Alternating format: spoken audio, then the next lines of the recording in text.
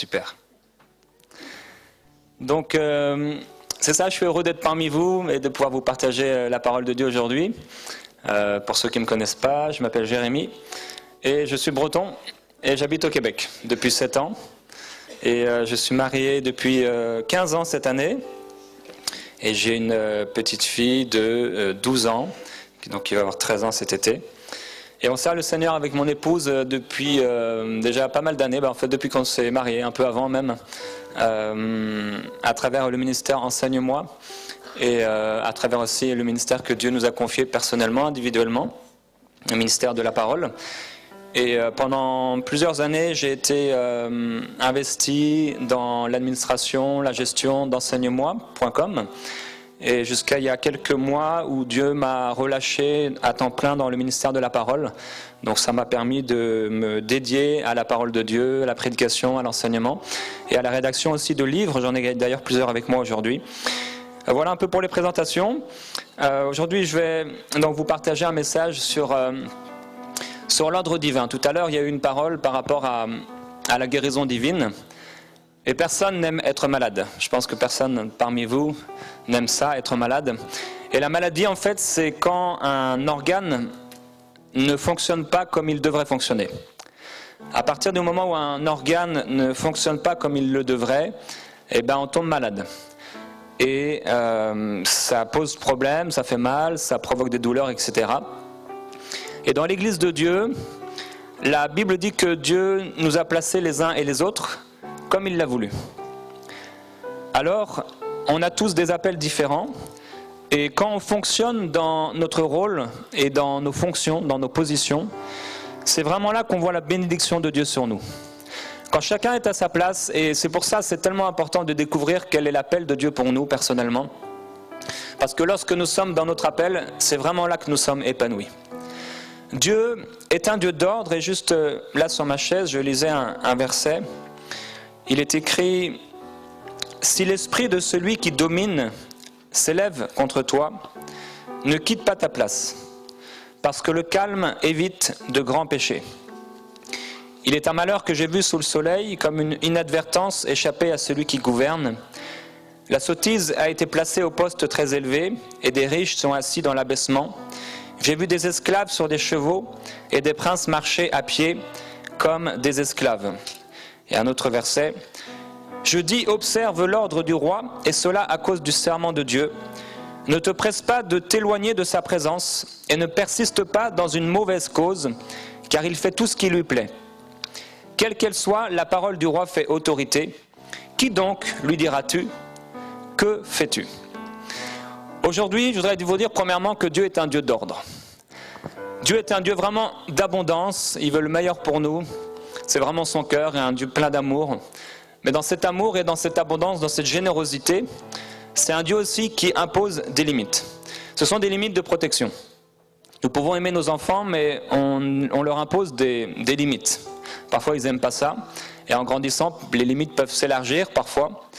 Et notre amour pour eux va faire qu'on va leur imposer des limites. Dans l'Ancien Testament, il y avait un verset dans Deutéronome, au chapitre 19, Dieu disait « Quand vous serez établis dans le pays que l'Éternel, votre Dieu, vous donne en partage, ne déplacez pas les bornes qui ont été placées dans la propriété de vos voisins et qui ont été fixées par les premiers arrivés. » Dans le même passage, Dieu va parler de 3 villes qui étaient mises à part pour celui qui avait commis un homicide involontaire. Quand quelqu'un avait tué quelqu'un, par exemple, une autre personne sans l'avoir fait exprès, il pouvait se réfugier dans cette ville. Et personne n'avait le droit de toucher cette personne tant qu'elle était dans cette ville de refuge. Cependant, si cette personne sortait de cette ville de refuge, celui qui voulait le tuer avait la possibilité de le faire parce qu'il n'était plus protégé. En fait, dans l'Ancien Testament, il y a pas mal de fois où on voit que Dieu impose des limites. Dieu est un Dieu de limites. Moïse, après avoir été mis rudement à l'épreuve par le peuple et leurs murmures, va se mettre en colère, va frapper avec son bâton, et Dieu va l'amener sur une montagne, il va lui dire « Regarde le pays, parce que tu n'y entreras pas ». Il y a eu une limite pour lui, il n'a jamais pu entrer dans le pays promis. Parce que le peuple avait été trop dur et l'avait poussé à bout, lui l'homme le plus patient de la terre. Même les plus patients peuvent être à bout parfois, et c'est pour ça qu'il faut être bon et doux. La Bible dit dans Romains au chapitre 12, en vertu de la grâce que Dieu m'a faite, voici ce que je dis à chacun d'entre vous. Ne soyez pas prétentieux. N'allez pas au-delà de ce à quoi vous devez prétendre. Il est aussi écrit, cependant, chacun de nous a reçu la grâce de Dieu selon la part que Dieu lui donne dans son œuvre. Et après, l'apôtre Paul va citer les 5 ministères qui sont là pour le perfectionnement des saints. C'est Dieu qui a donné les dons et qui place les personnes comme il le désire. Et chacun d'entre nous, chacun d'entre vous a reçu des dons de la part de Dieu pour être une source de bénédiction dans le monde, mais pour être aussi une source de bénédiction dans l'Église. Chacun de vous est appelé par Dieu pour bénir et pour faire du bien. La Bible dit que Jésus allait de lieu en lieu et qu'est-ce qu'il faisait? Il faisait le bien. Jamais il ne faisait le mal. Il était là toujours pour faire le bien. Vous êtes appelés à faire le bien autour de vous. Vous êtes appelés à bénir. Et donc chacun d'entre nous a reçu une grâce. Chaque membre a été placé par Dieu dans le corps.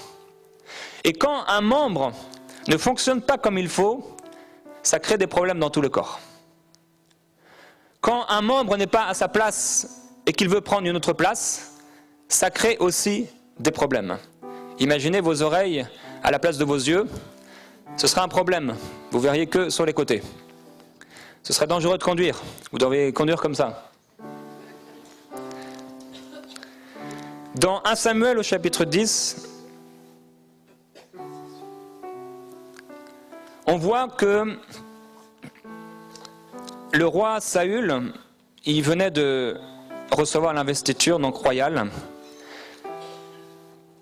Et il y a quelque chose de vraiment bizarre quand on lit ce texte-là. C'est que après que le Saint-Esprit soit venu sur lui, la Bible dit que l'Esprit de l'Éternel s'empara de lui, il prophétisa, il fut changé en un autre homme. Après que Samuel ait prophétisé sur lui, cet homme a été complètement rempli du Saint-Esprit. Il a été transformé complètement, il s'est mis à prophétiser, l'Esprit de Dieu s'est emparé de lui, c'était vraiment quelqu'un de nouveau. Et il fut accompagné par des hommes de valeur dont Dieu avait touché le cœur. Cet homme devient roi, mais c'est bizarre parce que quelques jours plus tard, pendant qu'il y a des ennemis qui viennent contre le peuple, qu'est-ce que fait le roi? Il était en train de labourer derrière les bœufs. En fait, il était revenu à la situation qu'il avait connue jusqu'ici. Il était roi, mais il était dans une position, entre guillemets, d'esclave. Un roi n'est pas censé être derrière les bœufs. Et il y a plusieurs personnes parmi vous, c'est peut-être votre place d'être derrière les bœufs. Il y a d'autres personnes, c'est peut-être pas votre place. Chacun a reçu une place de la part de Dieu. Il était là dans les champs, derrière les bœufs. Une fois qu'il était appelé à marcher à la tête du peuple, c'était plus sa place d'être dans les champs. Quand Dieu nous donne une position, on doit comprendre la position qu'il nous donne. Quand Dieu nous appelle à une fonction, il faut comprendre la fonction à laquelle Dieu nous a assignés. Une fois qu'il avait été oint par Dieu, il ne devait plus se trouver derrière les bœufs. Et dans Actes chapitre 6, si vous voulez aller avec moi dans Actes chapitre 6, il est écrit au verset 1, « En ce temps-là, pendant que les nombres de disciples augmentaient, les hellénistes murmurèrent contre les Hébreux parce que leurs veuves étaient négligées dans la distribution qui se faisait chaque jour. Les 12 convoquèrent la multitude des disciples et dirent « Il n'est pas convenable que nous laissions la parole de Dieu pour servir aux tables. C'est pourquoi, frères, choisissez parmi vous 7 hommes de qui on rende un bon témoignage, qui soient remplis de l'esprit et de sagesse, et nous les chargerons de cet emploi. Et nous continuerons à nous appliquer à la prière et au ministère de la parole. » Cette proposition plut à toute l'assemblée et ils vont élire plusieurs personnes. Ils vont les présenter aux apôtres. Les apôtres vont imposer les mains sur eux. Et la Bible dit qu'à cause de cela, la parole de Dieu se répandait de plus en plus et le nombre des disciples augmentait beaucoup. C'est un message pour l'église locale que Dieu m'a mis à cœur aujourd'hui. Quand les ministres de Dieu sont à l'endroit où ils doivent être, quand on leur permet d'exercer le ministère comme il faut, l'Église avance. Mais quand on charge les ministères de toutes sortes de charges qui ne leur reviennent pas, l'Église et le royaume de Dieu est ralenti. Beaucoup pensent et s'imaginent que parce qu'il y a des ministères dans l'Église, c'est à eux de tout faire. Il y a certaines personnes qui murmurent et qui pensent que parce que le pasteur est salarié, eh bien c'est normal que ce soit lui qui soit là avant tout le monde, c'est normal que ce soit lui qui place les chaises, c'est normal que ce soit lui qui prêche, c'est normal que ce soit lui qui fasse les offrandes, c'est normal que ce soit lui qui nettoie la salle, et c'est normal que ce soit lui qui range les chaises. Certaines personnes pensent comme ça, et c'est très très mal pensé. C'est très petit, et ça ne fera jamais avancer le royaume de Dieu. Un ministère devrait pouvoir se consacrer à la parole et à la prière. Chacun dans nos rôles, nous devrions nous focaliser sur ce que Dieu nous a dit. J'apprends de plus en plus à me focaliser sur la parole de Dieu. Car en réalité, quand vous et moi, on va se retrouver devant Dieu, Dieu ne viendra pas nous demander tout ce qu'on a fait dans la vie, mais Dieu viendra nous demander est-ce qu'on a fait ce qu'il nous a demandé. Jésus dit, il ne suffira pas de dire Seigneur, Seigneur, ça veut dire j'ai cru en toi, pour être accepté par lui, mais il dit ceux-là seuls qui ont fait ma volonté. C'est une parole pleine de gravité, très importante. Ça veut dire que dans le royaume de Dieu, dans lequel Dieu nous a installés, quand il nous a fait passer des ténèbres à la lumière, et c'est glorieux, quand la paix de Dieu est venue en nous et qu'on a rencontré la joie du Seigneur, il nous a plantés dans le royaume de Dieu, et c'est plus une histoire de notre volonté. Elle a été crucifiée avec le vieil homme. Notre propre volonté est restée derrière nous. Beaucoup d'entre nous, ou beaucoup d'entre vous, vous avez encore beaucoup de volonté personnelle. Et plus dans une église on trouve des gens qui ont des volontés personnelles et des désirs personnels et des projets personnels, et plus l'église va mal. Plus on trouve des gens qui sont morts à eux-mêmes, et plus l'église va bien. C'est quand la chair prend le dessus que l'église va mal. Et c'est quand l'esprit prend le dessus que l'église va bien. Que les gens vont bien, que les gens sont guéris, que les gens sont libérés, que les gens sont dans la paix, ils sont paisibles, ils sont doux, on ne les reconnaît plus. Ils sont transformés à l'image de Jésus-Christ. Dans Acte 6, il dit quelque chose de spécial. Il y a des problèmes parmi les disciples. C'est la crise des chrétiens d'Acte 6. Il y avait des problèmes qu'on peut en rencontrer dans toute activité, dans tout organisme, dans toute association, dans toute église, dans toute famille. Et il y avait un problème à régler. Et les gens ont commencé certainement à dire aux apôtres, c'est pas normal, il faut que vous les 12, eh bien, vous distribuez les repas. Vous êtes là à temps plein, nous on travaille tous, etc. C'est à vous de distribuer les repas. Et l'apôtre va dire une parole qui les a peut-être choqués, ou certains d'entre eux au début. C'est pas convenable qu'on délaisse la parole de Dieu pour servir aux tables. Ça peut paraître arrogant. Ça peut paraître orgueilleux. Que l'homme de Dieu dise, c'est pas convenable que je serve aux tables. C'est pas convenable que je passe à serpillière. C'est pas convenable que je passe aspirateur. C'est ce qu'il a prêché, et comme il y avait une vie de l'esprit qui était là, l'assemblée a bien compris. L'assemblée a compris qu'en réalité, chacun devait être à sa place. Et quand l'apôtre Paul, rappelez-vous, était en train de fabriquer des tentes, beaucoup de gens disent, oui, mais l'apôtre Paul, il fabriquait des tentes, etc. Alors aujourd'hui, les pasteurs devraient travailler dans le monde et travailler dans l'église, etc. On voit qu'en fait, il était complètement limité. Et quand des frères vont apporter de l'argent, oui, à son ministère, il va pouvoir se dédier totalement à la parole de Dieu et ne plus seulement prêcher pendant les sabbats. Il n'était pas fait pour construire des tentes ou pour les fabriquer. L'apôtre Paul, ce n'était pas son appel de fabriquer des tentes. Il a dû le faire parce qu'il n'était pas soutenu pendant un temps, mais ce n'était pas son appel. Son appel, c'était d'être à temps plein dans la parole de Dieu et dans la prière. Quand les 5 ministères sont en train de faire ce qu'ils sont censés faire, parce qu'ils trouvent de l'aide appropriée dans l'église locale, le royaume est en train d'avancer. Imaginez un conducteur ou un pilote, on va dire, d'avion, qui n'est pas à sa place. Si le pilote et le copilote vont ensemble s'asseoir sur les sièges, ça irait très mal. Tout le monde commencerait à crier et à leur demander d'être à leur place. Quelle est la place des pasteurs? Dans la parole de Dieu et dans la prière. Ici, il ne dit même pas dans les visites. Dans la parole de Dieu et dans la prière. C'est vrai, les gens aiment bien être visités. pasteur, j'ai reçu une mauvaise nouvelle. Est-ce que tu pourrais me visiter, s'il te plaît? Et le pasteur, lui aussi, il a reçu une mauvaise nouvelle. Et personne ne va visiter. Pasteur, il y a des gens qui sont méchants avec moi. Est-ce que tu pourrais me visiter, s'il te plaît? Et le pasteur, il est gentil, il est bon. Oui, ma sœur, je vais venir. Et les gens pensent qu'en fait, ils aident même le pasteur à lui donner un peu de travail. Dans mon ministère personnel, j'ai des gens que Dieu a mis à mes côtés pour m'aider. Mon père, par exemple, il s'occupe de l'envoi et la préparation de mes livres. Tous les jours, il va à la poste à ma place, il fait des colis et il envoie les livres d'enseignement que Dieu m'a appelé à écrire dans le monde entier. Tous les jours, il fait ça.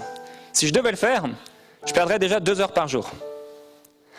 Ensuite, ma sœur, elle télécharge toutes les commandes qu'elle reçoit.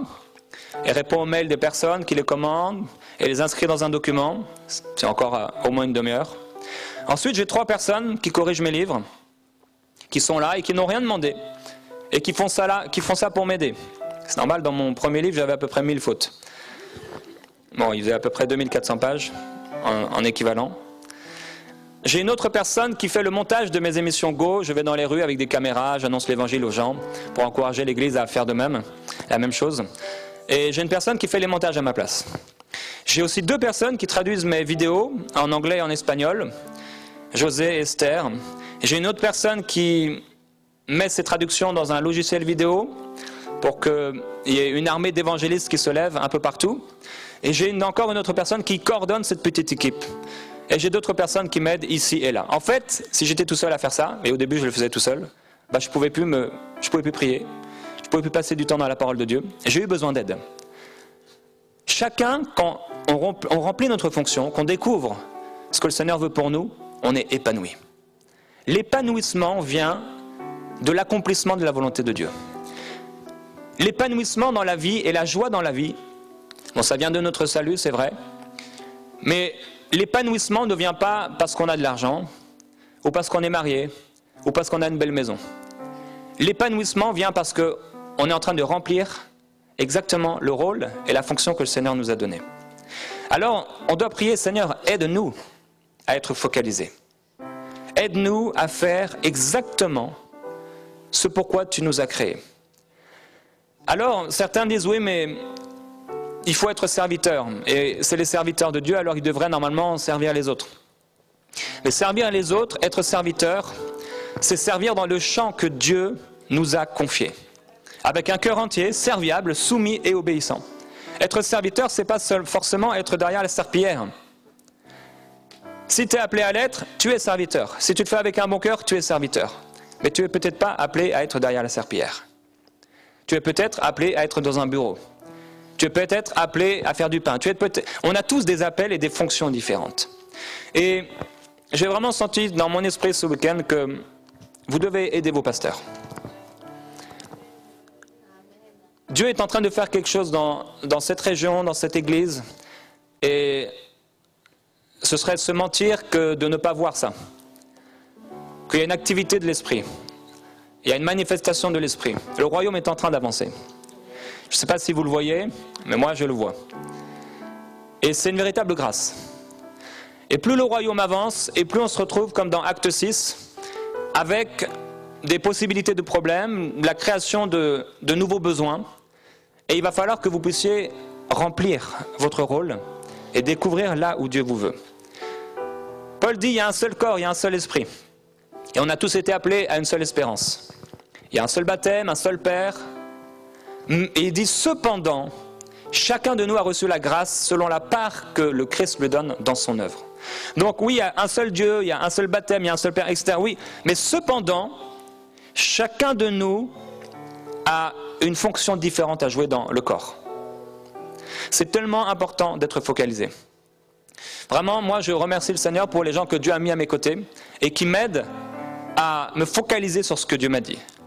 C'est-à-dire prêcher la bonne nouvelle, bien sûr ma piété personnelle, donc faire des conférences, écrire des livres, élever une armée d'évangélistes. Je me focalise sur ça. J'ai enlevé de ma vie tout ce qui pouvait m'empêcher de me focaliser sur ce que le Seigneur m'a demandé de faire. Et c'est là que je vois le succès de Dieu. C'est là que je réussis. Parce que c'est là que Dieu m'a appelé à être. Plusieurs personnes, il y a tellement de choses dans votre vie, vous ne savez même pas ce que vous faites, vraiment. À la fin d'une journée de travail, il y a certaines personnes, quand elles sont mal organisées, elles ne savent même pas ce qu'elles ont fait. C'est la désorganisation et on n'est pas en train d'avancer. Quand on sait ce à quoi nous sommes appelés, c'est pourquoi vous devez savoir quel type d'arbre vous êtes. Si vous êtes un cerisier, vous n'êtes pas un bananier. Si vous êtes un cerisier, vous n'êtes pas un cocotier. Si vous faites tomber vos noix de coco sur la tête des gens, ils ne vont pas aimer. Une cerise, c'est moins grave. Vous devez savoir quel genre d'arbre vous êtes. Quel genre d'arbre vous êtes? À quoi Dieu vous a appelé? J'ai enlevé des choses dans ma vie. Vous savez, j'avais une piscine. Quand on achetait notre maison, on avait une énorme piscine. Mais ça prenait 15 minutes par jour de mon temps. On devait enlever les feuilles, on devait mettre du chlore, etc. Tellement elle était grosse. J'ai enlevé ma piscine. Pourquoi? Parce que je perdais 15 minutes par jour. À un moment, on a voulu prendre un chien.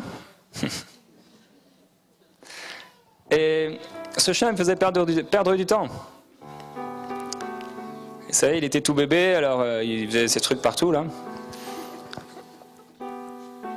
Vous savez, j'ai du mal avec ça. Eh bien, on a vendu le chien.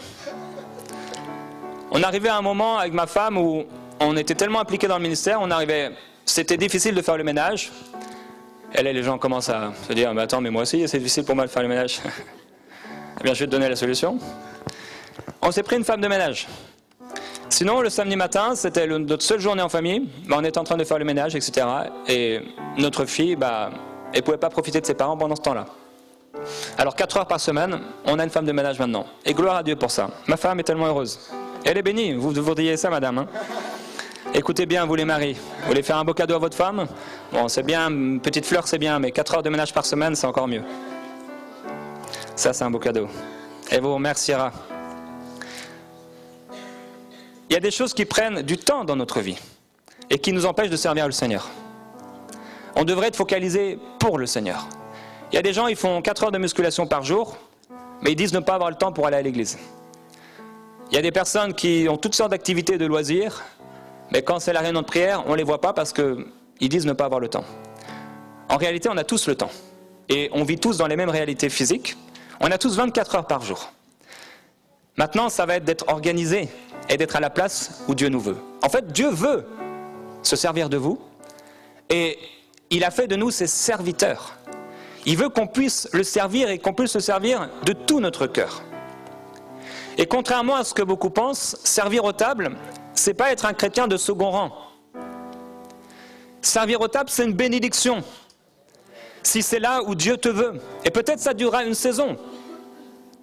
Étienne était là, et même s'il servait aux tables, ça ne l'a pas empêché d'être une source de bénédiction derrière les tables. Et de commencer à avoir des choses extraordinaires se manifester, parce qu'il était soumis, parce qu'il était docile, et même alors que le Seigneur commençait à l'utiliser de manière extraordinaire, aussi bien que les apôtres, il restait à sa place avec un cœur soumis et docile, et Dieu le bénissait. C'est ça que Dieu cherche en nous, des cœurs dociles. Et quand Dieu nous appelle même à l'un des 5 ministères, ou même à une position particulière, Dieu nous mettra souvent et nous donnera l'occasion de servir un père. On peut voir Aaron, Josué et Caleb étaient au service de Moïse. On peut voir le jeune Samuel, il a servi Élie. Le jeune David avec Saül. Élisée au service d'Élie. Les 12 disciples au service de Jésus. Timothée au service de l'apôtre Paul. Dieu a toujours fonctionné comme ça. Troisièmement, il faut comprendre quelque chose. Il faut comprendre, tu étais déjà, c'est bon, la différence entre la fonction et la position. Dans 2 Chroniques, au chapitre 26, on voit un moment particulier. 2 Chroniques, chapitre 26. Je vais le lire pour vous. C'est l'histoire du roi Osias. Cet homme, en fait, il avait 16 ans lorsqu'il a commencé à régner. Il a régné 52 ans. Et la Bible dit que tant qu'il cherchait l'Éternel, le Seigneur lui donnait du succès. Il a cherché Dieu, il a servi Dieu, et vraiment pendant ces 52 ans, Dieu l'a béni. la Bible dit au verset 16, « Mais lorsqu'il eut affermi son pouvoir, son cœur s'enorgueillit jusqu'à entraîner sa perte. Il fut infidèle à l'Éternel son Dieu. » Donc au bout d'un moment, Dieu avait béni cet homme et Dieu l'avait placé donc dans cette position. Mais au bout d'un moment, quand on arrive dans une certaine position et que les choses fonctionnent normalement, on peut commencer à être orgueilleux. Cet homme s'est enorgueilli et la Bible dit que ça a été jusqu'à entraîner sa perte. Qu'est-ce qu'il a fait? Alors il est écrit, il entra dans le temple de l'Éternel pour brûler des parfums sur l'autel des parfums. Le sacrificateur entra derrière lui avec 80 sacrificateurs de l'Éternel, des vaillants hommes, qui s'opposèrent au roi Osias et lui dirent « Ce n'est pas à toi, Osias, de brûler des parfums à l'Éternel, mais aux sacrificateurs, fils d'Aaron, qui ont été consacrés pour les brûler. Sors du sanctuaire, car tu es infidèle, et cela ne tournera pas à ta gloire devant l'Éternel Dieu. » Les prêtres sont arrivés alors qu'il était roi, et ils lui ont dit, ce n'est pas à toi de brûler du parfum, mais ce sont à ceux qui ont été consacrés pour le faire. La colère s'empara d'Osias, qui tenait un encensoir à la main, et comme il se mettait en colère contre les sacrificateurs, la lèpre éclata sur son front, en présence des sacrificateurs dans la maison de l'Éternel, devant l'autel des parfums. Le souverain sacrificateur et tous les sacrificateurs se tournèrent vers lui et voici qu'il avait la lèpre au front. Ils le mirent précipitamment dehors et lui-même se hâta de sortir, voyant qu'il avait été frappé par Dieu. Le roi Osias demeura lépreux jusqu'au jour de sa mort et il habita dans une maison isolée comme lépreux, car il était exclu de la maison de l'Éternel. Son fils régna à sa place. Très particulier.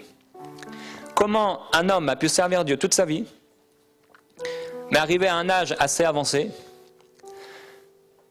entrer dans une position qui n'était pas la sienne.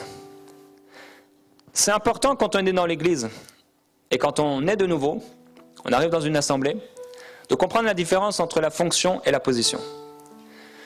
Pourquoi cet acte qui a l'air en fait anodin, mais non seulement anodin, mais qui a l'air d'être une chose excellente? Le roi va pour offrir une adoration à Dieu. Ça a l'air vraiment bien. Il va sur l'autel des parfums. Pourquoi cet acte qui semble une chose excellente est-elle décrite par Dieu comme une infidélité, ou même, dans la version Sommer, la Bible va parler de rébellion? Premièrement, parce que bien qu'il fût roi, Dieu avait dit que cette action était réservée aux sacrificateurs. Maintenant, il y a des gens qui disent, mais c'est pas grave, sacrificateur ou pas, pasteur ou pas, responsable ou pas, moi je vais le faire. Deuxièmement, parce qu'il avait la capacité de le faire. Ça veut dire qu'il avait la capacité, il pouvait le faire. Mais il n'avait pas la position pour le faire. C'est pas parce qu'on a la capacité de faire quelque chose, c'est pas parce qu'un employé a la capacité de diriger l'entreprise dans laquelle il est salarié, qu'il peut du jour au lendemain prendre la position du responsable, du directeur ou du président de l'entreprise. Deuxième question, si le roi était bien au courant que cette action était réservée aux sacrificateurs, parce qu'il le savait, il avait servi toute sa vie, il était bien au courant de comment fonctionnait le temple et qui devait offrir du parfum sur l'autel des parfums. Pourquoi il a agi comme ça, s'il savait pertinemment que ce n'était pas sa fonction? Parce qu'il s'est dit, au bout d'un moment, la Bible dit qu'il s'est enorgueilli, je suis roi, je ne suis pas n'importe qui. Si les sacrificateurs peuvent le faire, je peux le faire aussi. C'est forcément parce qu'en fait, il a voulu occuper la position d'un sacrificateur. Il s'est dit, j'ai un poste élevé, et vous savez, il y a plusieurs personnes parmi vous, vous avez des postes élevés dans le monde séculier. Et vous arrivez dans l'église, et en fait, vous imaginez que vous pouvez utiliser votre position dans le monde pour régner dans l'église. Et ça, c'est complètement faux. Je l'ai senti tout à l'heure très clairement. Plusieurs personnes. Les gens pensent qu'en fait, dans le monde, ce sont des responsables. Ils pensent que parce que ce sont des responsables dans le monde, dans l'église et dans le royaume de Dieu, ils vont pouvoir utiliser leur responsabilité, leur position dans le monde pour régner et pour dominer sur les gens. Ça, c'est faux. Ça rappelle un événement qui s'est passé dans l'Ancien Testament. La Bible dit, Marie et Aaron parlèrent contre Moïse au sujet de la femme éthiopienne qu'il avait prise. Ils dirent, est-ce seulement par Moïse que l'Éternel parle? C'est dans Nombre chapitre 12, verset 1. N'est-ce pas aussi par nous qu'il parle? Et la Bible dit, l'Éternel l'entendit. Aaron et Marie parlèrent contre Moïse au sujet de la femme éthiopienne qu'il avait prise. Ils dirent, est-ce seulement par Moïse que l'Éternel parle? N'est-ce pas aussi par nous qu'il parle? Et l'Éternel l'entendit. Myriam et Aaron en fait ont eu le même genre de raisonnement que le roi Osias. C'était une histoire de position, ce n'était pas une histoire de fonction. Pour vous expliquer bien la différence entre les deux, on va parler d'une entreprise et d'une église. Une fonction, ça nous parle d'un rôle à jouer. Vous allez comprendre quelque chose, vous allez savoir où je vais là, vous demandez peut-être, mais on va quelque part. Un rôle, par exemple, dans une entreprise, on peut vous dire, ton rôle sera de t'assurer que le produit qu'on offre aux clients respecte les normes de l'entreprise. Ici, il ne s'agit pas d'une position, il s'agit d'un rôle, d'une fonction. Dans une église, on pourrait vous dire, ton rôle, ce sera de brancher le système de sonorisation et de t'assurer que ça fonctionne. Bon, c'est pas grave pour le micro. Ici, il ne s'agit pas d'une position, c'est une fonction. Par contre, une position, c'est différent. Une position nous parle de la situation de quelqu'un dans un milieu hiérarchisé. Les gens pensent que dans l'église, il n'y a pas de hiérarchie. Oui, il y a des hiérarchies, il y a une hiérarchie divine. Par exemple, dans une entreprise, on dira, tu seras responsable des équipes chargées du respect des normes de l'entreprise. Ici, on ne parle pas de fonction. La fonction, c'est de gérer les équipes, de vérifier leur travail. Mais il y a aussi une position, c'est la responsabilité au-dessus de certaines personnes. Dans l'église, par exemple, on pourrait vous dire, tu seras responsable de l'équipe des médias. Ici, la fonction, c'est de gérer l'équipe, mais il y a en plus de ça, et vous le comprenez, une position. Maintenant, revenons à ce texte de Marie. Marie et Aaron parlèrent contre Moïse au sujet de la femme éthiopienne qu'il avait prise. Et ils dirent, n'est-ce pas aussi par nous que l'Éternel parle? Est-ce seulement par Moïse que l'Éternel parle? Et l'Éternel l'entendit. Dieu parle-t-il à Moïse? Oui. Dieu parle-t-il à Aaron et Myriam? Certainement. Est-ce qu'ils avaient raison de dire que Dieu parlait aussi par eux? Certainement, Dieu pouvait parler aussi par eux.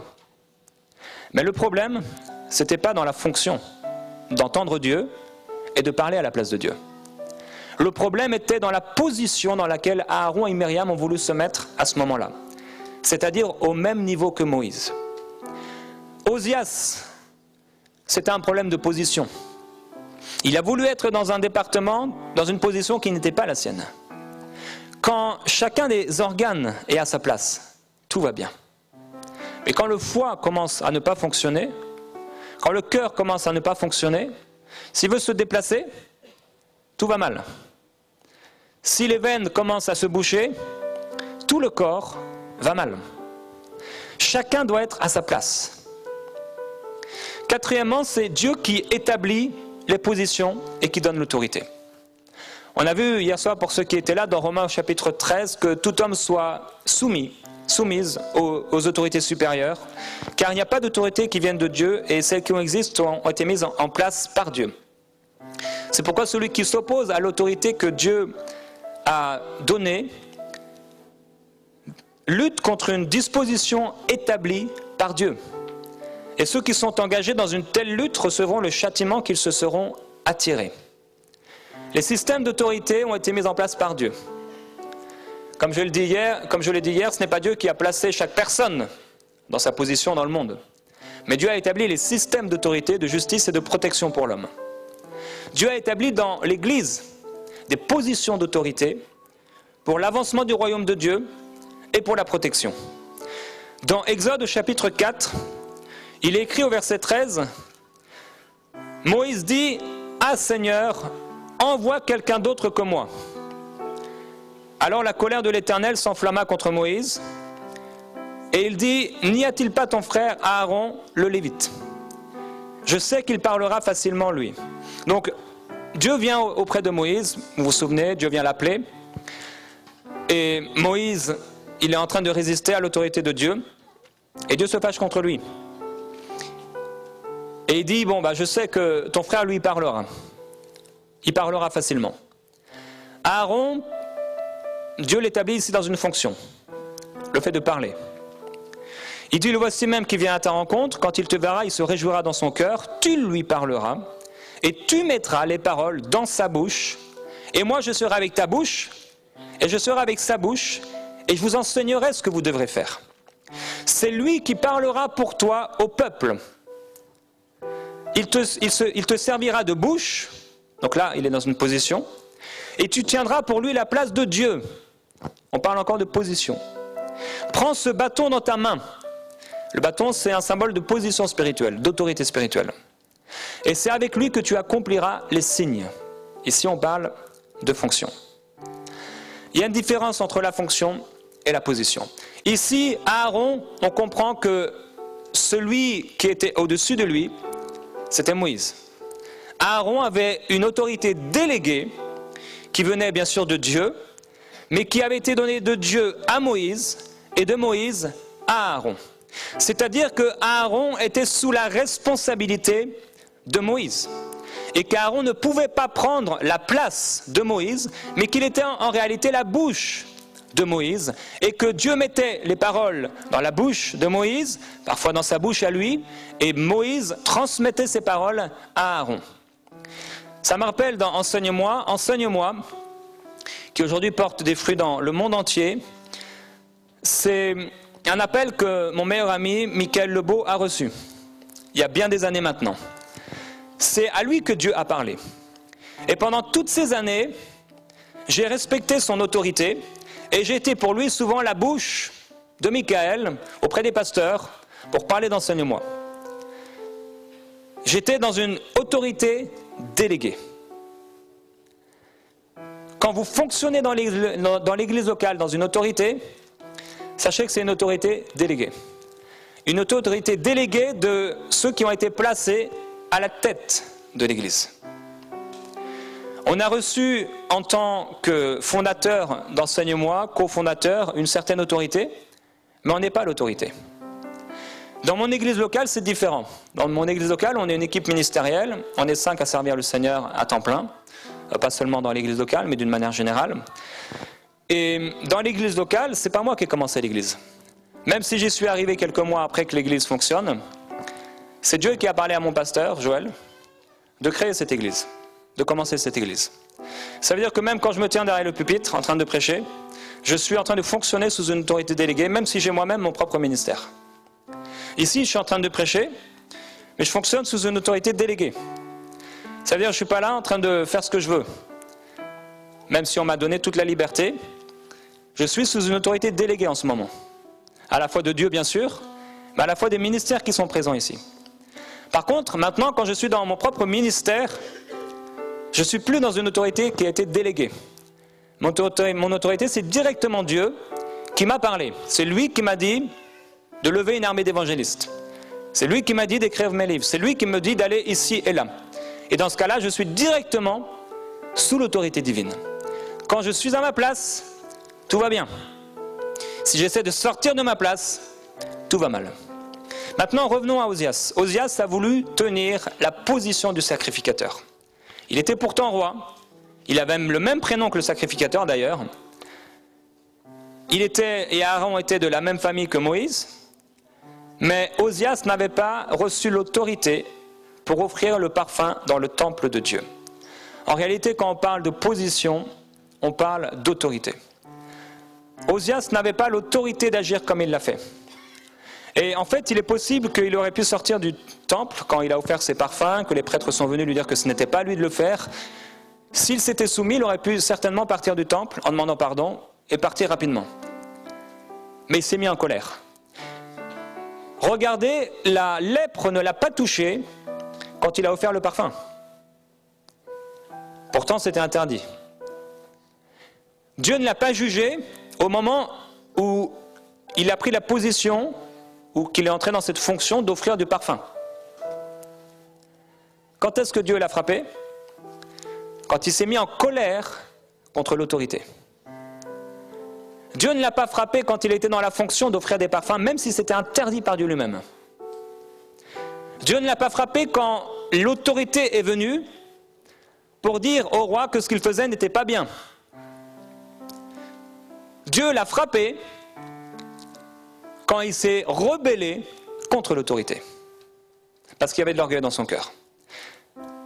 Osias, qu'est-ce qui s'est passé dans ce temple à ce moment-là? Qu'est-ce qui s'est passé? Osias a fait quelque chose qui n'était pas dans son autorité ni dans ses fonctions. On lui a dit que ce n'était pas sa position, c'est-à-dire qu'il n'avait pas l'autorité pour le faire. Quand les prêtres lui ont dit « Mais ce n'est pas à toi, roi Osias, d'offrir le parfum », il a commencé à penser, et ça a duré quelques instants, « Mais pour qui ils se prennent? Moi je suis le roi. » Ces pensées, pour qui ils se prennent? Moi je suis le roi, ont commencé à lui faire ressentir de la colère. À l'intérieur de lui, ça a commencé à bouillir. Et qu'est-ce qu'il a fait? Il a parlé selon les pensées et selon la colère qu'il y avait dans son cœur. Qu'est-ce qui s'est passé ensuite? La lèpre a commencé à le frapper. On pense que parce qu'on est dans l'église et parce qu'on est tous frères et sœurs, on peut parler contre l'un et contre l'autre et contre les responsables et on trouve ça normal. Mais c'est pas normal. Et Dieu, comme je le disais hier soir, prête une attention particulière à la façon dont nous nous tenons envers les autorités qu'il a mises dans notre vie. Avec Aaron, il lui parlera de la fonction, il lui parlera aussi d'une responsabilité dans son propre ministère. Et dans l'église locale, les gens n'aiment pas entendre parler d'autorité et de position. Beaucoup de gens pensent que dans l'église, tout le monde est à la même place, mais c'est faux. Dieu a placé des systèmes d'autorité qui dépassent les simples rôles ou les simples fonctions. Ce n'est pas à toi, roi Osias, de brûler des parfums. Il y a des gens à qui Dieu veut dire aujourd'hui, ce n'est pas à toi de parler ainsi. Ce n'est pas à toi de faire cela. Ce n'est pas à toi de te mettre dans cette position-là. Quand l'apôtre Paul va donner ses ordres à Tite, il va lui dire, je t'ai laissé en Crète afin que tu mettes en ordre ce qui reste à régler et que tu établisses des anciens dans chaque ville en suivant mes instructions. Paul a l'autorité apostolique. Tite est son enfant dans la foi, il est sous son autorité.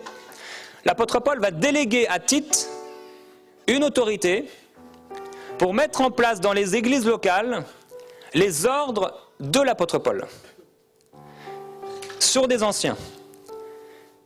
Les anciens dans ces églises locales sont donc soumis à Tite, qui est lui-même soumis à l'apôtre Paul. Un ancien ne peut pas dire dans cette église locale, qui a été ici un ancien qui aurait été placé par Tite, ne peut pas dire, bon maintenant c'est moi le pasteur de l'église. Parce qu'en fait, il a une autorité déléguée de Tite, puis de l'apôtre Paul. Dieu est un Dieu d'ordre. Et les églises locales que j'ai vues bien fonctionner, ce sont des églises locales où il y a un ordre. L'ordre divin. Ça fonctionne dans l'amour, ça fonctionne bien, comme dans une famille en fait. Tout le monde en tant que parent veut que son ordre parental puisse fonctionner comme il faut. On veut que nos enfants puissent nous obéir. Et c'est tout à fait normal. Le même père ou la même maman qui demande à son enfant de lui obéir, quand elle arrive dans son entreprise, c'est bizarre, mais là, elle ne veut pas obéir. Là, on lui demande de faire des choses, et elle ne veut pas. Et résiste contre l'autorité. Il te serait dur de regimber contre l'autorité. La résistance à l'autorité, c'est quelque chose qui doit mourir en nous. Toute forme de résistance dans votre cœur contre l'autorité, quelle qu'elle soit, ça doit partir. Le Seigneur veut vous guérir aujourd'hui par rapport à toute forme de résistance concernant l'autorité. Cinquièmement, l'autorité que Dieu délègue, c'est le fruit de la sagesse de Dieu. C'est le fruit d'une sagesse divine. Dans Exode chapitre 18, au verset 17, il y a le beau-père de Moïse qui va lui rendre visite. Et quand il va voir Moïse en train de gérer le peuple et toutes les affaires du peuple et en train d'aller visiter tous les gens, bon c'était plutôt les gens qui allaient le visiter, il va lui dire quelque chose de spécial, il va lui dire, un peu comme au roi Osias, ce que tu fais n'est pas bien. Moïse était en train de s'occuper des affaires du peuple, mais il lui dit, ce que tu fais, c'est pas bien. Pourquoi c'est pas bien? Il dit, tu vas t'épuiser toi-même et tu vas épuiser ce peuple qui est avec toi. En effet, la tâche est trop lourde pour toi. Tu ne pourras pas la mener à bien tout seul. Maintenant, écoute-moi bien, je vais te donner un conseil. Et que Dieu soit avec toi. Sois le représentant du peuple auprès de Dieu et porte les affaires devant Dieu. Enseigne-leur sur les prescriptions, sur les lois, fais-leur connaître le chemin qu'ils doivent suivre et ce qu'ils doivent faire. En fait, il est en train de dire à Moïse, tu ne peux pas tout faire toi-même, mais tu vas former des gens, et ce que tu as reçu, tu vas le donner à des responsables qui vont, eux, faire le travail que tu faisais auparavant, pour que tu puisses être à la tête et bien fonctionner. Vous savez, c'est très très mignon de voir un président de la République donner de la nourriture à la soupe populaire ou au Resto du Cœur dans la rue, on le voit, hein, c'est très très mignon, mais c'est pas son rôle. J'aimerais vous le dire. C'est pas son rôle. C'est très très beau quand les gens veulent être élus, ils sont là en train de donner à manger, on les voit, ils font un petit clin d'œil, une petite vidéo de 3 secondes. Aux États-Unis, ça se fait beaucoup. Ils donnent à manger aux pauvres, etc. Oh, il est vraiment mignon. Il est mignon, mais c'est pas son rôle. Je suis désolé, c'est pas son rôle. Par contre, il pourrait avoir le rôle de créer des lois de justice pour que ces gens aient à manger. Et c'est pas son rôle de faire à manger pour eux. Et c'est pas son rôle de prendre la louche et de mettre la soupe dans l'assiette et de donner aux pauvres. Ce n'est pas son rôle. Et s'il le fait, c'est un mauvais président. S'il le fait, c'est un très mauvais roi. Il n'est pas à sa place. C'est beau dans une entreprise de voir le directeur vider les poubelles. Alors, enseigne-moi, j'ai fait ça pendant pas mal de temps. J'étais responsable, cofondateur, et les poubelles débordaient, j'allais les vider. C'est très mignon, mais ce n'était pas mon rôle. Je sais que je suis en train de choquer vos têtes. Vous savez, on peut sentir l'atmosphère des fois, quand on dit des choses. Comme s'il y a les pensées qui s'élèvent là. Il y a un nuage. C'est pas la nuée de Dieu. C'est bien, s'il y a un nuage, c'est qu'il y a des choses qui s'en vont.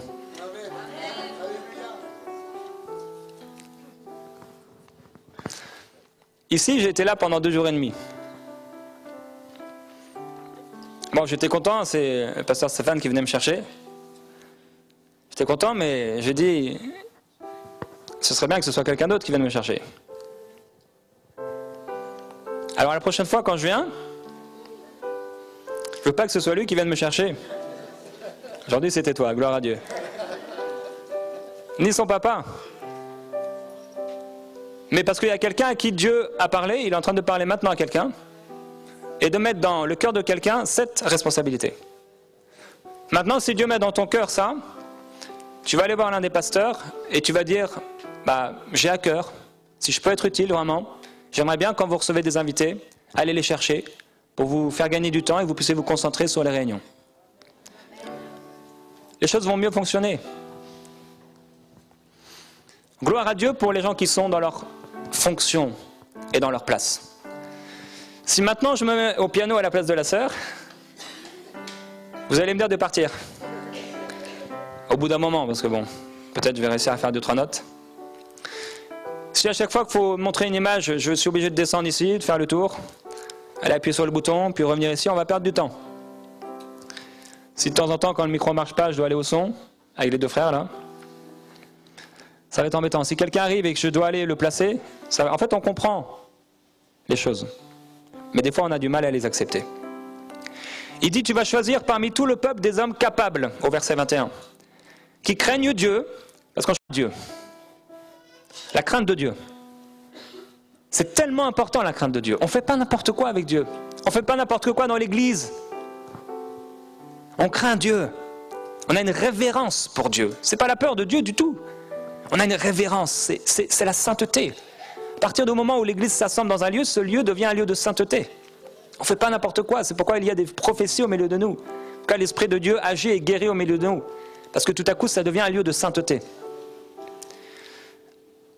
Des hommes qui craignent Dieu, des hommes intègres, ennemis du gain malhonnête.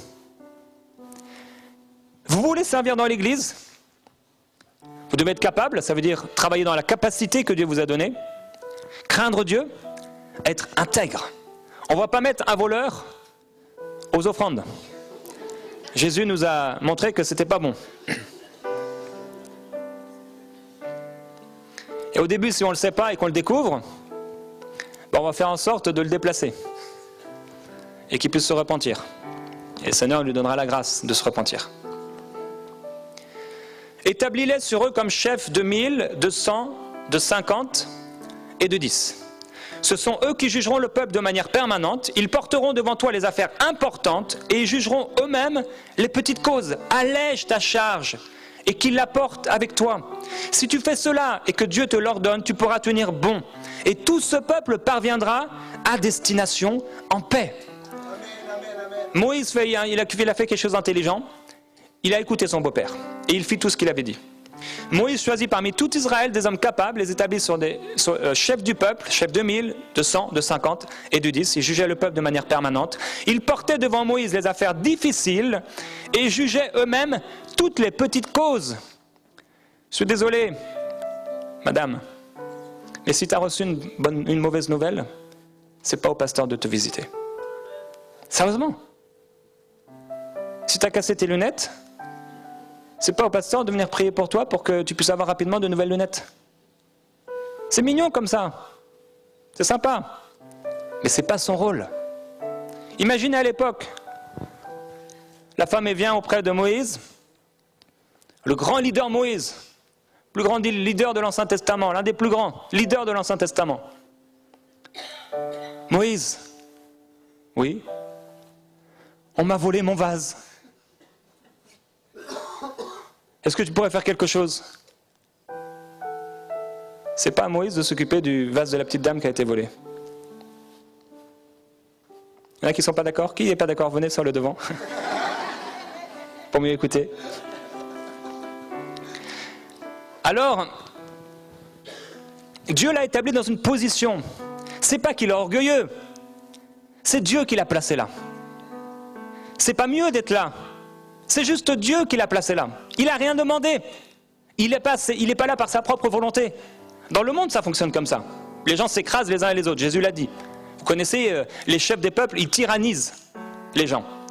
Mais dans l'église, c'est pas ça. Dans l'église, c'est Dieu qui place. C'est Dieu qui donne les positions. Je suis pas ici parce que je l'ai voulu. Quand j'étais au collège et au lycée, je préférais avoir 0 que de faire un devoir oral. Quand on me demandait, voilà, c'était un devoir oral, il fallait présenter quelque chose, je restais à ma chaise. Pourquoi? J'avais peur de parler. C'est pas moi qui ai voulu être là. C'est Dieu qui a voulu que je sois là. C'est lui qui m'a placé. J'ai rien demandé. Quand j'étais à 12 ans sur mon vélo et que tout à coup, je commençais à penser à quelqu'un et là Dieu m'a dit, tu iras de pays en pays, de nation en nation pour moi. J'ai rien demandé. C'est lui qui m'a dit. J'ai juste obéi. J'en ai parlé à quelqu'un de ma famille, la première chose qu'elle m'a dit, tu sais, pasteur, ça gagne pas bien. J'étais choqué de sa réponse. Quelques années plus tard, ça bouillait encore dans mon cœur, j'avais à peu près 16 ans, 17 ans. Je dis à cette personne encore, je crois que Dieu m'appelle à être pasteur. En fait, à l'époque, c'est le seul ministère que je connaissais. Heureusement que je ne suis pas pasteur. Je ne suis pas pasteur. Hein. Heureusement. Parce que je n'ai pas le don. C'est un don. La personne m'a dit, ah non mais tu sais, ça ne gagne pas beaucoup les pasteurs. Je dis, ouais, j'étais choqué. Je ne sais pas, pour moi, on ne pense même pas à l'argent. Après, Dieu m'a fait comprendre c'était quoi mon ministère et j'ai perdu d'ailleurs, bon j'ai compris le ministère d'enseignant rapidement, mais pendant près de 12 ans j'ai lutté par rapport au ministère de prophète que Dieu m'appelait à être. Pourquoi? Parce que je n'en connaissais pas. Dans mon mouvement d'église en France, on ne connaissait pas ça. Tout le monde rentrait dans l'école biblique, ils ressortaient, ils y entraient, je me souviens il y avait des gens des îles, il y avait des gens de partout, ils entraient là et quand ils sortaient c'était des moules. Ils parlaient tous pareil, ils priaient tous pareil, et ils étaient tous pasteurs. Là, dans ce bâtiment-là, on a tué les prophètes, on a tué les apôtres, on a tué les évangélistes, on a tué les enseignants. Tous pasteurs. C'est terrible. C'est pour ça que le royaume avance si peu, en France et dans certains pays. Parce que c'est sûr, il y a eu des excès d'un autre côté, et c'est en réponse à ça. Mais ce n'est pas parce qu'il y a des excès qu'on doit aussi devenir, nous aussi, excessifs dans l'autre côté. Chacun doit être à sa place et comprendre son rôle. C'est vraiment important. Chacun à sa place. C'est là que tout va bien. Alors le chef de 10 de Moïse, il était chef de 9 personnes. Le chef de 50, il était responsable de 4 chefs de 10.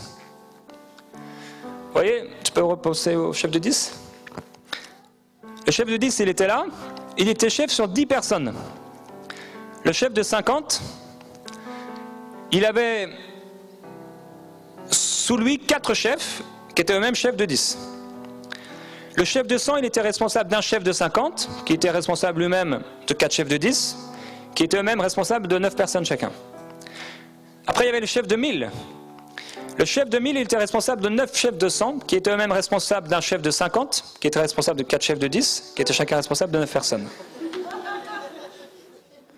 Chaque homme, c'était divin.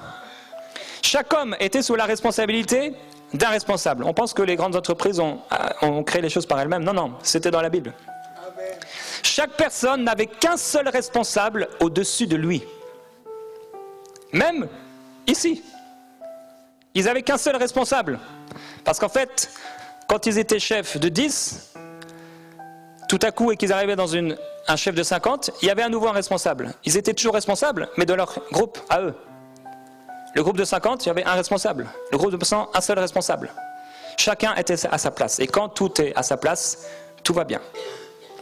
Le responsable de 10, et là c'est très intéressant, le responsable de 10 avait 9 personnes sous son autorité directe et sous ses ordres.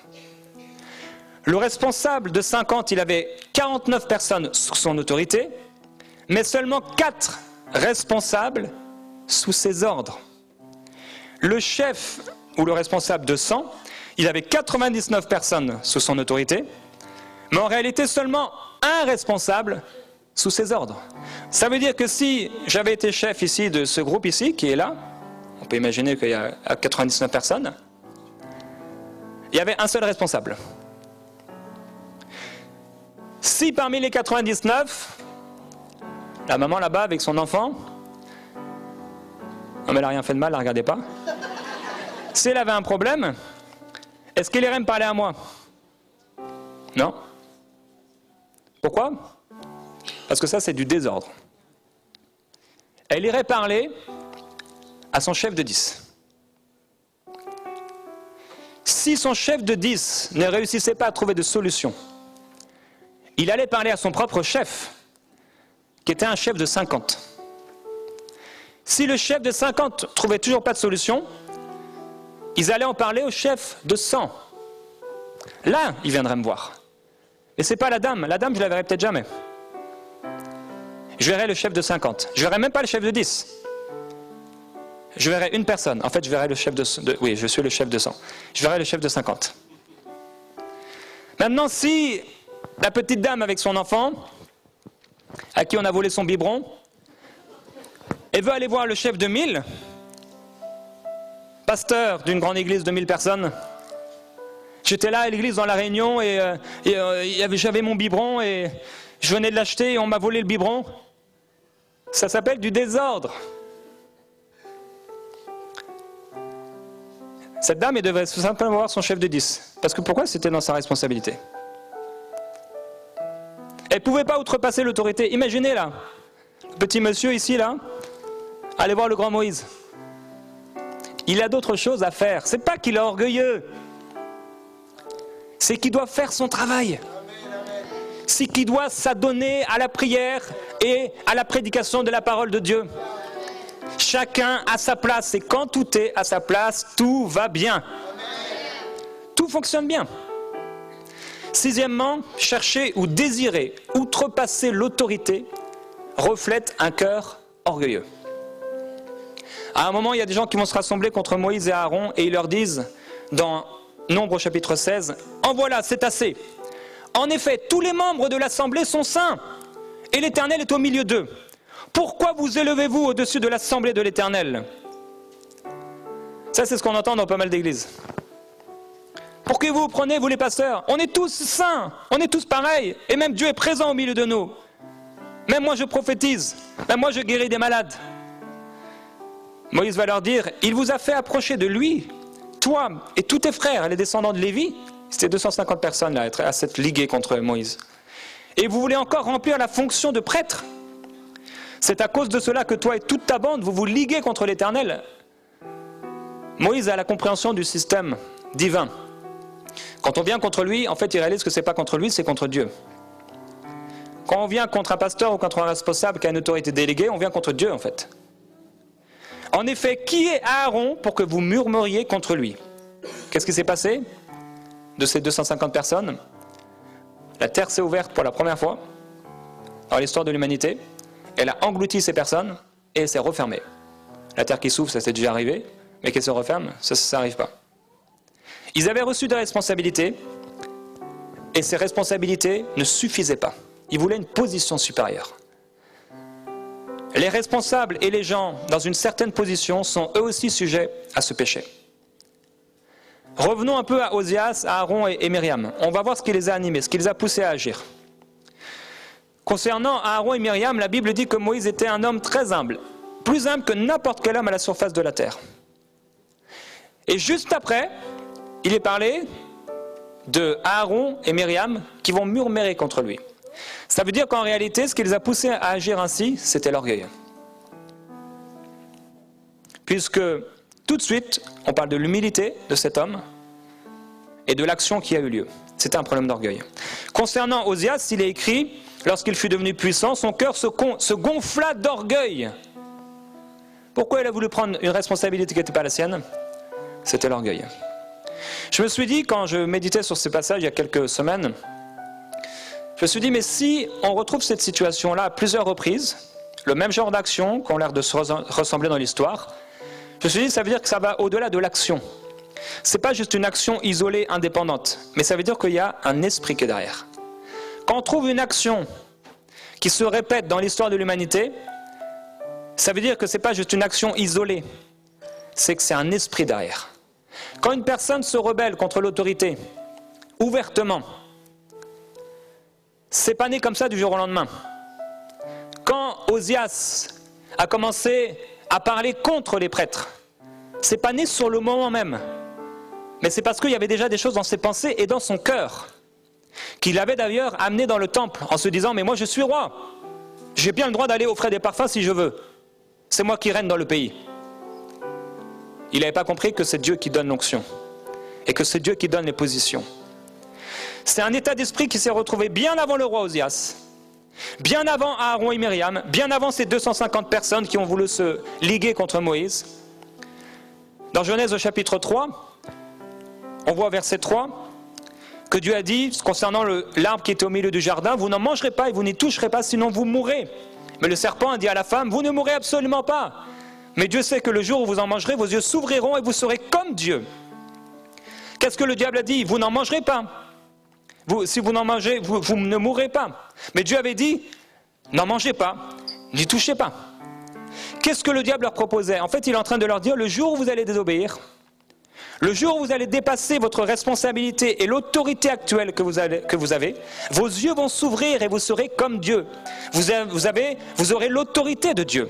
Et quand vous aurez l'autorité de Dieu, vous connaîtrez la puissance de l'autorité.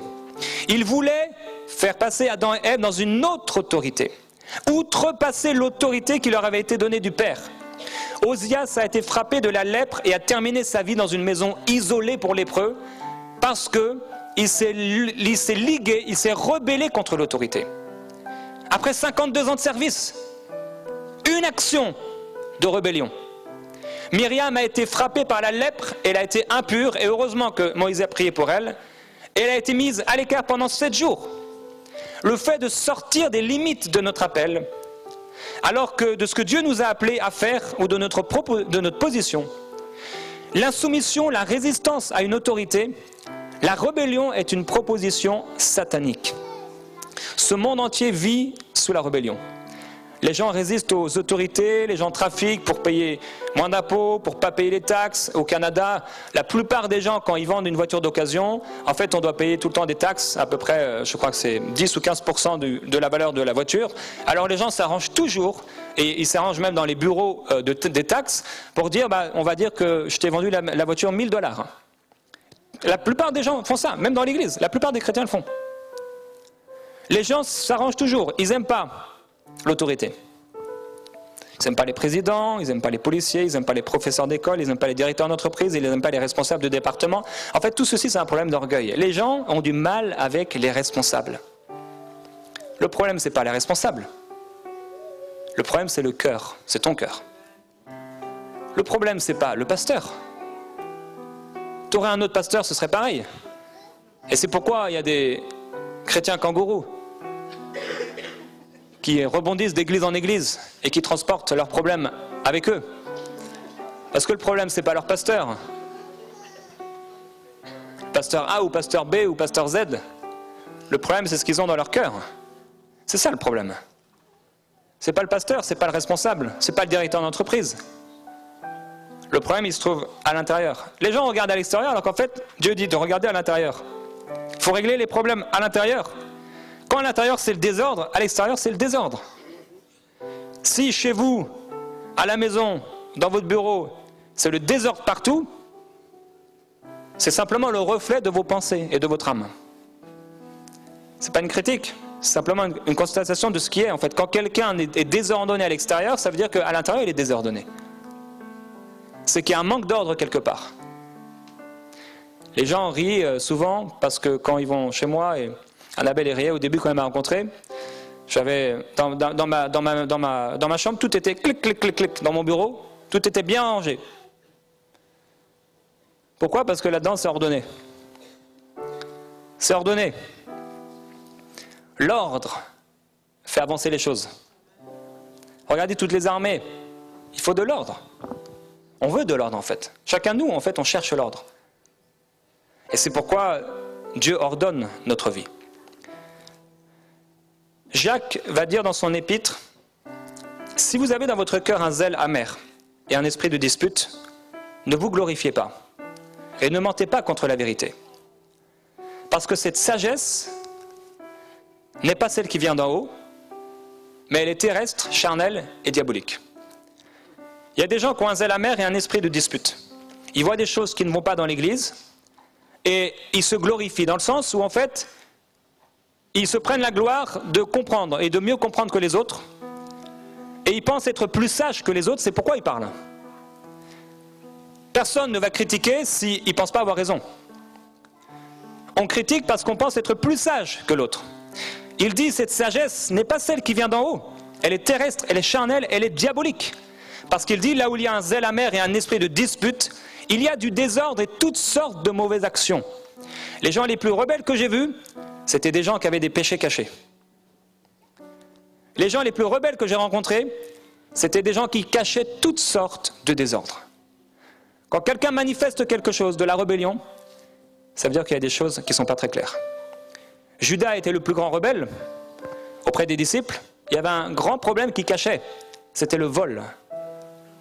Osias cachait sûrement un problème. Et sûrement, son problème, c'était quoi? Quand il s'est rebellé contre les prêtres, c'était l'orgueil. Myriam et Aaron, à ce moment-là, ils n'ont pas parlé comme ça de la femme éthiopienne, juste comme ça. Non, ils ont été tous les deux, quand Moïse n'était pas là, et ils ont commencé à parler ensemble. Pourquoi Moïse, il a pris cette femme? Et c'est pas normal, et ceci, et cela, et blablabla. Il y avait quelque chose, ça cachait quelque chose. Lorsqu'une personne résiste à l'autorité, c'est qu'elle a déjà médité le mal. La Bible dit, la sagesse d'en haut est premièrement pure. Ensuite, pacifique. Elle est modérée. Parlez avec modération. Quand les gens critiquent, etc., ils calomnient, il y a très peu de modération. On exagère beaucoup. Mais elle est aussi conciliante. Elle est pleine de miséricorde et de bons fruits. Elle est exempte de duplicité et d'hypocrisie. Le fruit de justice est semé dans la paix par ceux qui recherchent la paix. Si vous voulez savoir comment régler un problème, la Bible ici parle de la sagesse. Tu dois être dans la paix, tu dois être modéré, tu dois être conciliant, ça veut dire que tu dois chercher absolument la paix. Tu dois poursuivre la paix. Tu ne dois rien dire, rien prononcer qui soit le contraire de la paix. Quand nous prononçons dans nos maisons, dans nos vies, des paroles qui ne cherchent pas la paix, nous nous trompons de sagesse. C'est une sagesse qui est terrestre, ou parfois charnelle, ou même parfois satanique. Dernièrement, n'allez pas au-delà des limites que Dieu vous a imposées, mais faites tout pour la seule gloire de Dieu et dans le respect des autorités. Rappelez-vous, dans Ézéchiel 28 et Ésaïe 14, il est parlé de Satan. Il a dit « Je monterai au ciel, j'élèverai mon trône au-dessus des étoiles de Dieu. Je m'assirai sur la montagne de l'assemblée. Je monterai sur le sommet des nuées et je serai semblable au Très-Haut. Mais tu as été précipité dans le séjour des morts et dans les profondeurs de la fosse. Les verbes qui sont utilisés ici pour Satan, ce sont les mêmes verbes qui sont utilisés pour le roi Osias. S'élever, en haut, s'enfler, placer. Tous ces verbes, c'est la même chose en fait. C'est exactement la même chose qu'il y avait dans le cœur de Satan, ce qu'on retrouve dans le cœur du roi Osias, l'orgueil. Ne résistez pas au Saint-Esprit. Ne résistez pas à l'autorité que Dieu a placée dans votre vie, ou les autorités dans l'Église. Je prie que votre cœur ne s'enfle pas au point de mépriser l'autorité. Devant la parole de Dieu, on a différentes réactions. Soit on se soumet et on dit Seigneur, vraiment, je te demande pardon. Je te demande sincèrement pardon. Ce n'est pas une histoire des hommes, c'est vraiment une histoire entre vous et Dieu. Je te demande sincèrement pardon parce que j'ai plusieurs fois outrepassé l'autorité. J'ai plusieurs fois résisté. Et je vais être intègre, loyal et te craindre. Je comprends, Seigneur, que quand je parle contre l'autorité, en fait, je suis en train de parler contre toi. Ne résistez pas à l'onction qu'il y a sur les 5 ministères. Cette onction, elle est là pour votre bien. L'autorité, elle est là pour votre bien. Et si vous méprisez cette onction, vous méprisez Dieu. Et il y a certaines personnes qui disent « Oui, mais moi, si je suis dans un endroit, une église où il y a de l'abus spirituel, etc. » Eh bien, tu t'en vas. C'est tout. Quand tu ne crois plus dans l'onction qui est présente, va-t'en. Et avant ça, j'espère que tu auras eu l'occasion de t'expliquer un peu avec amour et avec les fruits de la sagesse. Conciliant, paisible, modéré, cherchant la paix. Ne dépassons jamais les limites que Dieu nous a données. Dans Éphésiens 4, c'est de lui que le corps tout entier, bien coordonné et solidement uni grâce aux articulations dont il est muni, tire sa croissance en fonction de l'activité qui convient à chacune de ses parties et s'édifie lui-même dans l'amour. Et dans 1 Pierre 4,10, chacun de vous a reçu un don particulier, qu'il le mette au service des autres comme un bon gérant de la grâce infiniment variée de Dieu. Que celui qui parle transmette les paroles de Dieu, que celui qui sert accomplisse sa tâche avec la force que Dieu donne. Agissez en toutes ces choses de manière à ce que la gloire revienne à Dieu. Ce que nous désirons, c'est que toute la gloire revienne à Dieu. Ce n'est pas une histoire de nous, ou de notre position, ou de nos fonctions. C'est une histoire de rendre toute la gloire à Dieu. Et c'est pourquoi je prie que parmi nous, Dieu puisse développer des cœurs de serviteurs, Dieu puisse parler à chacune des personnes ici présentes, pour que nous puissions chacun comprendre ce à quoi Dieu nous a appelés, et que nous puissions fonctionner dans les rôles que Dieu nous a assignés, car c'est ainsi que nous aurons du succès, car c'est ainsi que nous réussirons, quand nous fonctionnerons dans la soumission aux autorités, dans le respect des autorités divines et dans l'amour fraternel, l'amour pour les uns et les autres. Père, j'ai partagé ta parole aujourd'hui et je te remercie pour cette parole. Merci parce que devant ta parole, nous ne pouvons dire que oui et amen.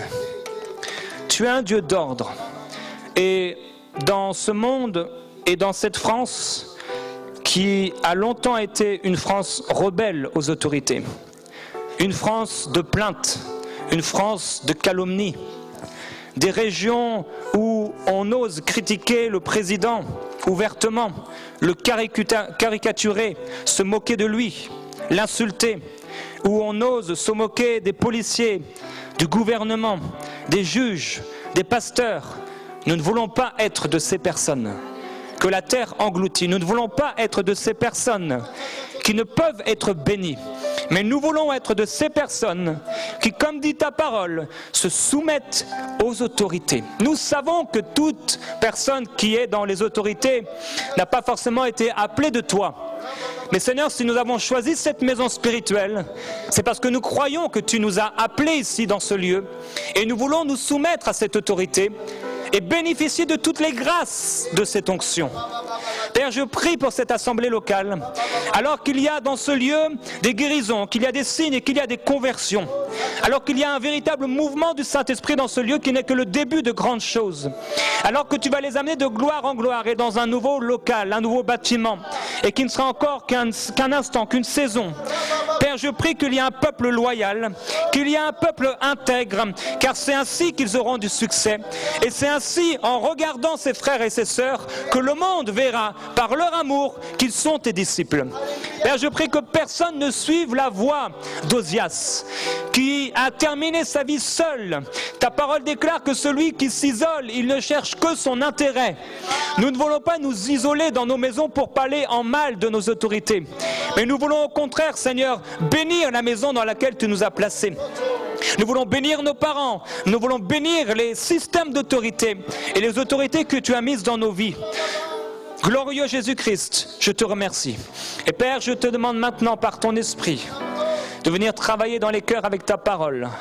Je te glorifie parce que c'est toi, à travers notre conscience, qui viens nous convaincre là où nous avons fauté, péché. Merci parce que tu es un Dieu d'abondance et de grâce, tu es un Dieu d'amour, tu es un Dieu de gloire. Seigneur, j'ai pu partager seulement en quelques mots ce qui aurait pu prendre plusieurs réunions. Mais Père, je te remercie pour ton onction et pour le Saint-Esprit qui nous enseigne toutes choses à la lumière de ta parole. Père, je te glorifie, je te remercie pour ton amour extraordinaire pour nous. Je prie que les malades soient guéris dans ce lieu maintenant et que ceux qui sont tombés malades parce qu'ils ont critiqué l'autorité puissent aujourd'hui se repentir et trouver une entière guérison. Maintenant même au nom de Jésus-Christ, je te glorifie. Merci pour ce message constructif, ce message d'instruction et de correction pour plusieurs. Ta parole est ainsi faite. Elle est aussi pleine d'instruction et de correction, afin que l'homme et la femme de Dieu soient aptes, prêts à accomplir toute bonne œuvre. Car un jour ou un autre, nous serons nous aussi responsables. Et nous voudrons, de la part de ceux envers qui tu nous nommes responsables, trouver en eux la soumission et la loyauté. Je te remercie, Dieu. Tu déclares dans ta parole que chacun d'entre nous aura à rendre compte de toute parole qu'il a prononcée dans cette vie présente. Et tu déclares qu'il en sera fait selon le jugement que nous avons utilisé pour juger les autres. Que du même jugement que nous avons utilisé, de la même mesure que nous avons utilisé pour juger les autres, c'est la même mesure que tu utiliseras pour nous juger. C'est pourquoi nous ne voulons pas juger. Nous ne voulons pas nous porter en juge sur les autres. Mais Seigneur, nous voulons aimer et servir dans la place, le rôle, la fonction et la position que tu nous donnes. Merci Seigneur. Amen. Gloire à Jésus-Christ. Alléluia. Gloire à Dieu.